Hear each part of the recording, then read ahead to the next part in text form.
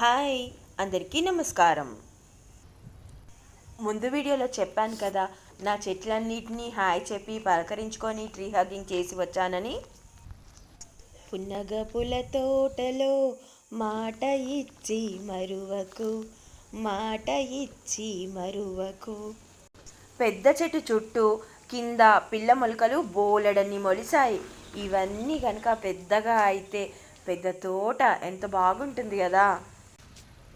ఈ పూల చెట్లని ఎన్నోసార్లు చూపించిన కాడమల్లలని బొండు మల్లెలని పేరు చెప్పాను కదా. పున్నాగ పూల పేరు ఎన్నిసార్లు విని ఉంటాం, అయినా సరే వీటిని పున్నాగ పూలు అంటే ఇవే అన్న విషయం నాకు రీసెంట్గా ఒక వీడియో వల్ల తెలిసింది.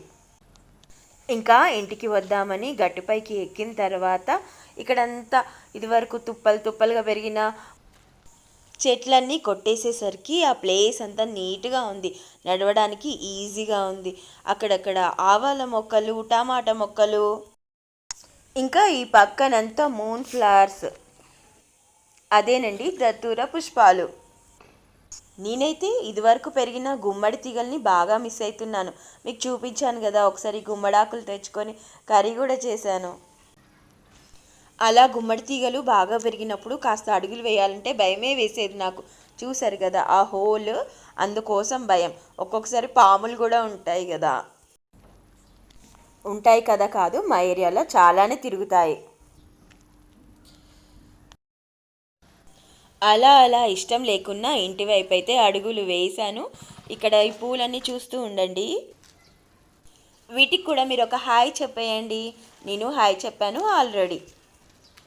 మీరు చూస్తూ ఉండండి. ముందు వీడియోలో ట్రీ హగ్గింగ్ కోసం వెళ్ళి సన్ కిస్సింగ్ అంటూ చెప్పాను కదా, ఈ సన్ కూడా నన్నే ఫాలో అవుతుంది. మా ఇంటి వరకు వచ్చేసింది. కాసేపు అలా వెచ్చవెచ్చగా హాయిగా ఇక్కడ సమయాన్ని గడుపుదామని ఓ చిన్న బ్రేక్ అలా ఇచ్చాను. కాసేపు కూర్చొని ఇంకా వాక్ చేస్తూ ఉండాలి అని అనుకున్నాను. అయితే నేను వాక్ చేస్తున్నంతసేపు కూడా ఆ సన్ వ్యూస్ మీకు నెక్స్ట్ వీడియోలో